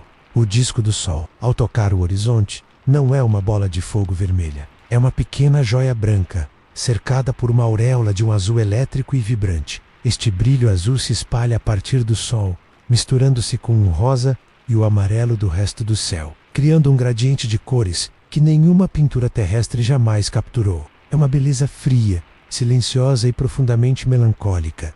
Um pôr do sol na Terra é um evento caloroso e comunal. Europe é um final grandioso para o dia, uma promessa de que o calor retornará. Este pôr do sol não é nada disso. É um evento solitário e introspectivo. A luz azul não é quente. É a luz de um fantasma, de uma estrela distante. Ela não promete o retorno do calor. Ela anuncia a chegada de uma noite de frio congelante. Não há romance nesta beleza. Há uma majestade antiga, matemática, a beleza de leis físicas, operando em um mundo desprovido de vida para apreciá-las. Você fica ali, pressionado contra o vidro frio, e assiste ao sol azul afundar lentamente abaixo do horizonte. As cores se aprofundam por um momento, o azul se torna um cobalto profundo, o rosa se torna um malva menos, então, rapidamente, elas se apagam. A escuridão engole a paisagem com uma velocidade que ainda o surpreende.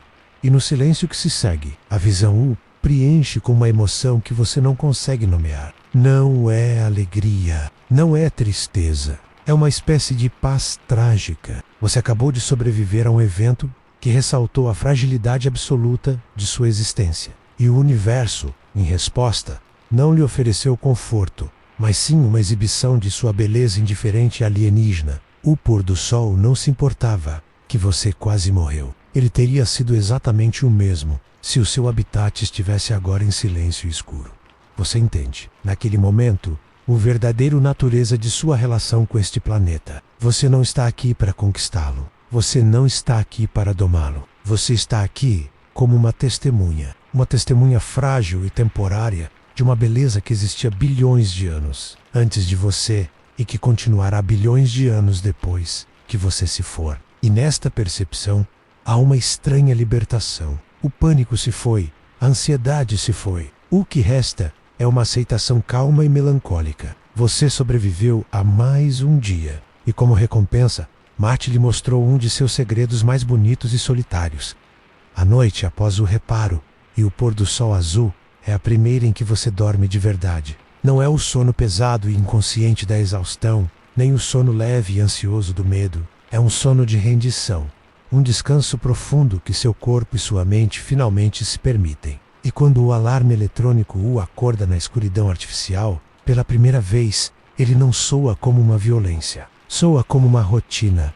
Você desliza para fora de seu beliche. Seus movimentos na baixa gravidade agora mais graciosos, menos um tropeço e mais um flutuar controlado. A luz fria dos LEDs no corredor não parece mais clínica e impessoal. E apenas o zumbido constante do suporte de vida, a sinfonia de ventiladores e bombas, não é mais um ruído. EOS é o som de fundo do seu mundo. Tão natural agora quanto o som do vento através das árvores. Costumava ser. Você realiza sua higiene matinal com lenços umedecidos e pasta de dente que se engole. Não com um sentimento de perda, mas com uma eficiência praticada. O procedimento não é mais uma afronta à sua dignidade. É simplesmente como você começa o seu dia. Na galeria, você reidrata seu pacote de aveia com frutas vermelhas. O gosto químico e a textura de isopor não são mais uma decepção. É o gosto do café da manhã. E família é reconfortante em sua previsibilidade. Você bebe sua água reciclada, sem a perturbação psicológica dos primeiros dias. E apenas água após a refeição, antes de começar os checklists do dia, algo o puxa. Não por um impulso de admiração ou medo, mas por um hábito que se formou silenciosamente. Você flutua em direção à cúpula de observação. É o 7º dia, Sol 7. Uma semana desde que você caiu do céu, você chega à janela de quartz e olha para fora. A paisagem vermelha está lá, como sempre esteve e como sempre estará. O sol fraco está começando a subir no céu rosa pálido, lançando longas sombras escuras a partir das rochas. Mas hoje, a visão é diferente. Não é a paisagem que mudou, é você. O terror se foi. A solidão avassaladora se dissipou, recuando para um zumbido de fundo em sua alma, assim como o som do habitat. Você olha para o deserto e não vê mais um vazio alienígena e hostil. Você começa a ver um lugar. Seus olhos não veem mais apenas rochas vermelhas. Eles veem aquela rocha, a que tem uma forma estranhamente pontiaguda perto da zona de pouso. Você não vê apenas uma cratera distante. Você vê a cratera da esperança, como vocês a apelidaram. A borda que pega a primeira luz do sol todas as manhãs. A paisagem não é mais uma pintura estática. Ela tem seus próprios ritmos, suas próprias mudanças sutis. Você aprendeu a ler a forma como as sombras se movem ao longo do dia, transformando o terreno. Você aprendeu a notar as pequenas mudanças na cor do céu, dependendo da quantidade de poeira na atmosfera. Este lugar, que antes era a definição do alienígena, está se tornando familiar. A Terra Horizonte, incrivelmente, está se tornando seu quintal, em sua vida na Terra. Você nunca parou para realmente ver o mundo ao seu redor. Você o deu como certo. Aqui, cada detalhe é gravado em sua mente, porque cada detalhe é tudo o que você tem. Esta paisagem desolada se tornou a paisagem mais intimamente conhecida de sua vida. Você pressiona a mão contra o vidro frio. O habitat não parece mais uma prisão. Parece uma casa estranha, barulhenta e frágil. Mas ainda assim, uma casa é o único lugar no universo onde você pode tirar seu capacete e respirar. É o seu refúgio. As paredes brancas não estão mais se fechando sobre você. Elas o estão protegendo. Uma sensação de calma se instala sobre você. Uma aceitação. A luta acabou. Não a luta pela sobrevivência. Menos essa nunca acabará. Mas a luta interna, a rebelião de sua mente terrestre contra esta nova realidade, cessou. Você não está mais visitando Marte. Você não está mais em uma missão. Você está vivendo aqui. Você se afasta da janela, deixando para trás a paisagem vermelha que agora o saúda como uma velha conhecida. Você flutua em direção ao seu posto de trabalho, para o ritual do checklist infinito. O trabalho começa. O dia começa. E você percebe que a pergunta que o assombrava, você sobreviveria a primeira semana em Marte, foi respondida. Você sobreviveu. Mas a verdadeira questão, a que definirá o resto de sua vida, está apenas começando a tomar forma. Como você viverá aqui? E pela primeira vez, olhando para o brilho verde e constante dos painéis de controle, a resposta não parece tão impossível. Este é o início da normalidade. Este é o começo do seu novo lar.